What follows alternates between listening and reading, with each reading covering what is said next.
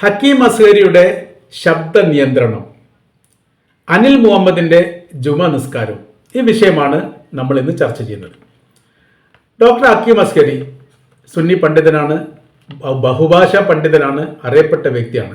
അദ്ദേഹം കഴിഞ്ഞ ദിവസം ശബ്ദ നിയന്ത്രണവുമായിട്ട് ബന്ധപ്പെട്ട ഒരു കാര്യത്തെക്കുറിച്ച് ഒരു സന്ദേശം അല്ലെങ്കിൽ ഒരു അഭിപ്രായം പറഞ്ഞു. അത് സോഷ്യൽ മീഡിയയിലൊക്കെ വലിയ രീതിയിൽ പ്രചരിച്ചതാണ്. അതുമായി ബന്ധപ്പെട്ട് ഒരുപാട് ചർച്ചാ സംബന്ധമായ കാര്യങ്ങളൊക്കെ നടന്നിട്ടുണ്ട്.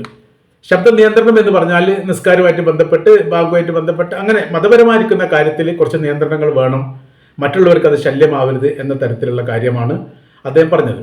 ഇതിന് മുൻപ് പല പണ്ഡിതന്മാർ പറഞ്ഞിട്ടുണ്ട്, അതിൻ്റെ ഒരു ആവർത്തനം അദ്ദേഹം പറഞ്ഞു എന്ന് മാത്രം.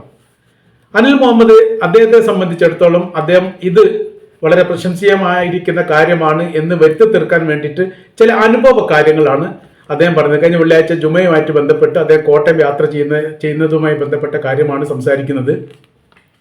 അപ്പോൾ ആ മേഖല, കോട്ടയം പ്രദേശത്തൊക്കെ മുസ്ലിം പള്ളികൾ വളരെ കുറവാണ്. അതുകൊണ്ട് ഗൂഗിളിൽ സെർച്ച് ചെയ്തു, ഞങ്ങളൊക്കെ പള്ളി കണ്ടെത്തി. ഏകദേശം 12:55 സമയത്താണ് പള്ളി കണ്ടെത്തിയത്. പള്ളിയിലെത്തിയ സമയത്ത് പിന്നെന്താ, അവിടുന്ന് പ്രത്യേക ശബ്ദങ്ങളൊന്നും കേൾക്കുന്നില്ല. എന്താ, കടുവാക്കുള്ള മൊയ്തീൻ പള്ളി എന്നൊക്കെ അദ്ദേഹം അതിൽ പരാമർശിക്കുന്നുണ്ട്. അപ്പോൾ അതിൻ്റെ അടുത്ത് എത്തിയ സമയത്ത് അദ്ദേഹത്തിൻ്റെ ഐഫോൺ ഉപയോഗിച്ചുകൊണ്ട് ഒരു വീഡിയോ എടുക്കുന്നു, ശബ്ദത്തെ കുറിച്ചിട്ട് മനസ്സിലാകാൻ വേണ്ടിയിട്ട്. അത് വല്ലാത്ത രീതിയിൽ ശബ്ദങ്ങളൊന്നും പുറത്തോട്ട് വരുന്നില്ല, വലിയ നിയന്ത്രണമുള്ള ഒരു പള്ളിയാണ് എന്ന തരത്തിലാണ് അദ്ദേഹം അത് പറയുന്നത്. അപ്പോൾ അത് നിയന്ത്രിച്ചത് കൊണ്ടാണ് അങ്ങനെ എല്ലാ ഭാഗത്തെയും വരണം. അദ്ദേഹം പള്ളിയും കമ്മിറ്റിയുമായിട്ട് ബന്ധപ്പെട്ട ആൾക്കാരുടെ ഒക്കെ നമ്പറൊക്കെ ചോദിക്കുന്നു എന്നൊക്കെ അതിൽ പറയാൻ വേണ്ടി അതിൽ പരാമർശിക്കുന്നുണ്ട്. സത്യത്തിൽ എന്താ ഇവിടുത്തെ സംഭവം എന്ന് പറയുന്ന സമയത്ത് ബാങ്ക് വിളി പബ്ലിക്കായ രീതിയിൽ എല്ലാ പള്ളികളിലും ഉണ്ടാവുന്നു.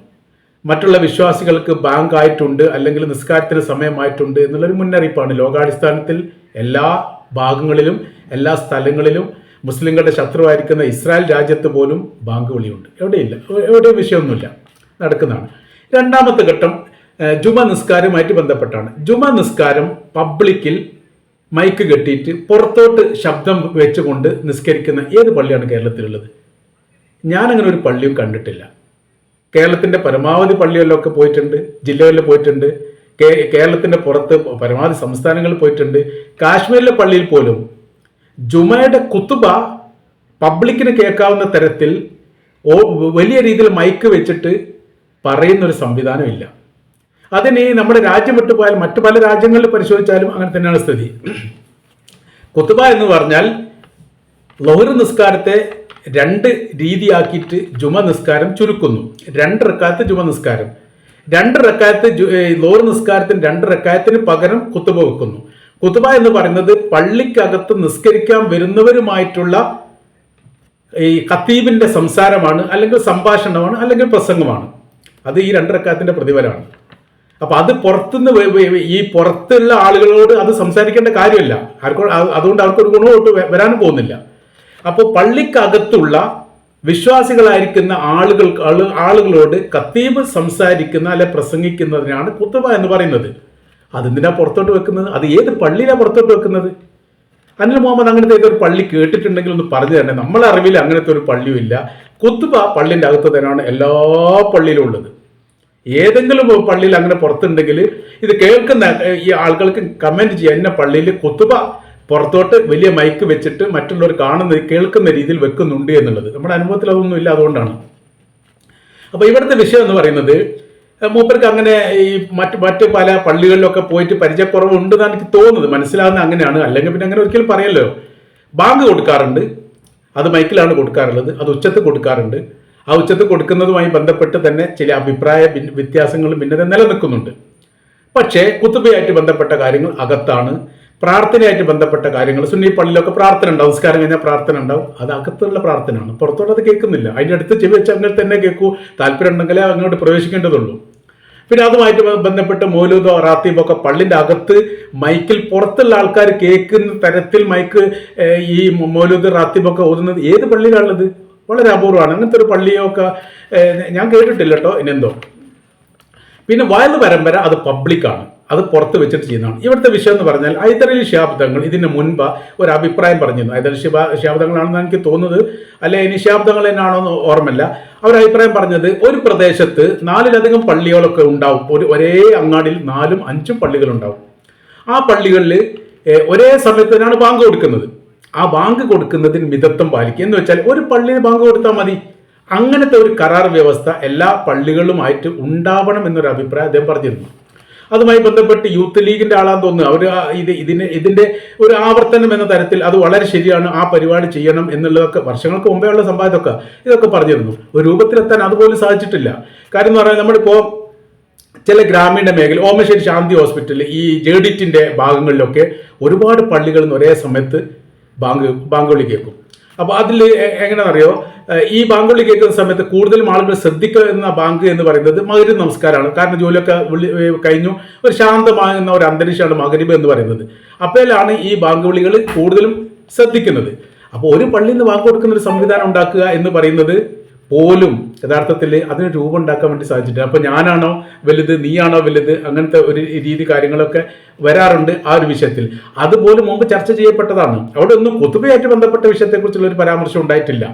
പിന്നെ ഈ നമ്മൾ പറഞ്ഞില്ല വയൽ പരമ്പരയായിട്ട് ബന്ധപ്പെട്ട കാര്യത്തെക്കുറിച്ച് പറയുന്ന സമയത്ത് അത് പബ്ലിക്കിൽ മതപ്രബോധനവുമായി ബന്ധപ്പെട്ടുള്ള രീതികളാണ്. എല്ലാ മതസ്ഥരും ചെയ്യാറുണ്ട്, ഒരു മതസ്ഥർ മാത്രമൊന്നുമല്ല. അപ്പം ഈ നബിദിനം പോലെയുള്ള പരിപാടികളൊക്കെ നടക്കുന്ന സമയത്ത് ശ്രീകൃഷ്ണ ജയന്തി നടത്താറുണ്ട്, ക്രിസ്മസ് നടത്താറുണ്ട്. എല്ലാ മതവിശ്വാസികളും ഇടകലർന്നുകൊണ്ട് അത്തരം ആഘോഷ പരിപാടികളൊക്കെ പബ്ലിക്കിൽ ചെയ്യാറുണ്ട്. അത് കൃത്യമായ രീതിയിൽ വളരെ പെട്ടെന്ന് നിയന്ത്രണം വേണമെന്ന് പറഞ്ഞാൽ അത്തരം കാര്യങ്ങളിലൊക്കെ വളരെ പ്രയാസമാണ്. കാരണം വെച്ചാൽ അതേ രീതിയാണല്ലോ ഇപ്പോൾ രാഷ്ട്രീയ പാർട്ടിക്കാർ പ്രകടനം നടത്തുന്നത് റോഡിലൂടെയാണ്, പബ്ലിക്കാണ്. അവർ വലിയ രീതിയിൽ മൈക്ക് കട്ടിങ് ആയിട്ട് നേരം വിളിക്കുന്നവരൊക്കെ പ്രസംഗിക്കാറുണ്ട്. സാംസ്കാരിക സാമൂഹിക സംഘടനകളൊക്കെ വലിയ കലാപരിപാടികളും കലാമേളകളും പരിപാടികളൊക്കെ നടത്താറുണ്ട്. ഇതെല്ലാം കൂടി കൂടുന്നതല്ലേ ഒരു സമൂഹം എന്ന് പറയുന്നത്? അതിൻ്റെ ഒരു അന്തരീക്ഷ സ്ഥിതി കാര്യങ്ങൾ എന്ന് പറയുന്നത് യഥാർത്ഥത്തിൽ ഇതെല്ലാം കൂടി യോജിക്കുന്ന സമയത്താണ്. ഇതെല്ലാം അനിവാര്യമാണ്, ഉണ്ടാവുന്നതാണ്, ഉണ്ടാവേണ്ടതാണ്, നിലനിൽക്കുന്നതാണ്. പിന്നെ അങ്ങോട്ടൊക്കെ കുറച്ച് ചില അഡ്ജസ്റ്റ്മെൻ്റ് ഒക്കെ ചെയ്യുക. ഇതിൽ മറ്റുള്ള മതസ്ഥർ ഇത് കേൾക്കുന്ന സമയത്ത് വല്ലാത്തൊരു തെറ്റിദ്ധരിക്കുന്നുണ്ട്. അനിൽ മുഹമ്മദിനെ സംബന്ധിച്ചിടത്തോളം ഈ മുസ്ലിം മതവിശ്വാസികൾ പള്ളിയും അത് മതസ്ഥാപനവും അതിൻ്റെ നിസ്കാരവുമായിട്ട് ബന്ധപ്പെട്ട ഒരാളെ സംബന്ധിച്ചിടത്തോളം ഇത് കേൾക്കുമ്പോൾ ഇയാൾ എന്തോന്ന് വിളിച്ചു പറയുന്നു, ഒരടിസ്ഥാനമില്ലാത്ത കാര്യം എന്ന് പറഞ്ഞ് എഴുതിത്തള്ളാം. മറ്റ് മതവിശ്വാസികൾ കേൾക്കുന്ന സമയത്ത് നമ്മുടെ പ്രദേശത്തില്ലെങ്കിൽ മറ്റുള്ള പ്രദേശത്തൊക്കെ ഇത് ഉണ്ടാവുന്നുണ്ട്. വെള്ളിയാഴ്ച അവർ വലിയ രീതിയിൽ മൈക്ക് കെട്ടിയിട്ട് പുറത്തോട്ട് ഈ കുത്തുബ പ്രസംഗം കേൾക്കുന്നുണ്ട്, മറ്റു മതവിശ്വാസികളെ അലോസരപ്പെടുത്തുന്നതാണ് എന്ന് തോന്നാവുന്ന ഒരു സ്ഥിതി ഉണ്ടാക്കുകയാണ് യഥാർത്ഥത്തിൽ ചെയ്യുന്നത്. ഇവിടെ നമ്മൾ പറഞ്ഞല്ലോ, ഈ സുന്നികൾ തന്നെ 2 വിഭാഗമായിട്ട് പള്ളിയിൽ നിസ്കാരം നടത്തുന്ന, ജുമ നിസ്കാരം നടത്തുന്ന ഏരിയകളുണ്ട്. അവിടെ ഒരു ഏകോപനത്തോടു കൂടി ഇങ്ങനത്തെ ഒരു സംവിധാനങ്ങൾ കൊണ്ടുവരാം. പിന്നെ ജമാഅത്തെ ഇസ്ലാമിയും മുജാഹിദും 2 വിഭാഗം സുന്നികളും സംയുക്തമായി 4 ജുമ നടത്തുന്ന, ഈ ഓമശ്ശേരി ശാന്തി ഹോസ്പിറ്റലിനോട് ചേർത്തിട്ട് 4 ജുമ ഉണ്ടാവും.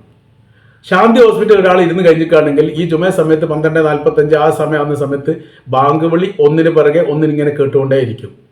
ഒരു 5-10 മിനിറ്റ് യഥാർത്ഥത്തിൽ ഈ 4 പള്ളിയുടെ ബാങ്ക് വിളി തന്നെ ഉണ്ടാവുന്നതാണ് വേണമെങ്കിൽ പറയാം. അത് കഴിഞ്ഞാലും ശാന്തമാണ്. ശാന്തമെന്ന് വെച്ചാൽ ഒരു ജുമ തുടങ്ങിയിട്ടുണ്ട്. ആ ഒരു ജുമ എങ്ങോട്ട് കേൾക്കൂല. ജുമയ്ക്ക് പോകണമെങ്കിൽ നമ്മൾ അങ്ങോട്ട് പോകണം, നമ്മളത് കേൾക്കൊന്നുമില്ല. അതിൻ്റെ കാര്യം എന്താ? ജുമ നിയന്ത്രണമാണ്, ഖുത്ബ നിയന്ത്രണമാണ്, ബാങ്ക് വിളി മാത്രമേ പബ്ലിക്കിൽ വരുന്നുള്ളൂ. അപ്പോൾ ഇത് 2 കൂടി കൂട്ടിക്കലർത്തിക്കൊണ്ട് ബാങ്ക് വിളിയും പ്രശ്നമാണ്, അതേപോലെ തന്നെ ഖുത്ബയും പ്രശ്നമാണ്, ജനങ്ങൾക്ക് ബുദ്ധിമുട്ട് പ്രയാസം ഉണ്ടാക്കുന്നു എന്നാണ് മറ്റുള്ളവർക്ക് ഈ വീഡിയോ കേട്ടാൽ മനസ്സിലാക്കാൻ വേണ്ടി പറ്റുക.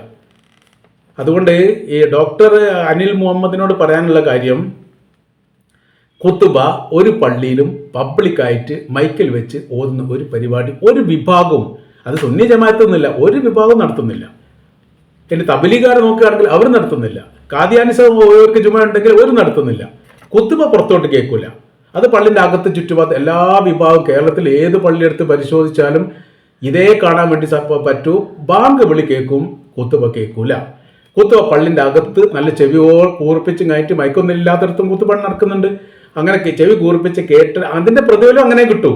അത് നമ്മൾ പറഞ്ഞ നിസ്കാരത്തിന് പകരമായിട്ടുള്ളതാണ് എന്നുള്ളത്. അപ്പോൾ എന്തെങ്കിലും നമ്മൾ സംസാരിക്കുന്ന സമയത്ത് കുറച്ചും കൂടി ഒരു ശ്രദ്ധയോടുകൂടി നമ്മുടെ സമുദായം ഇങ്ങനെ ആളുകൾക്ക് പ്രയാസമുണ്ടാക്കുന്ന തരത്തിൽ സമീപനങ്ങളൊക്കെ ഉണ്ട് എന്ന് വരുത്തുന്ന രീതിയിലുള്ള ഇത്തരം വീഡിയോകളൊന്നും ഉചിതമല്ല എന്നുള്ള കാര്യം അറിയിക്കുക.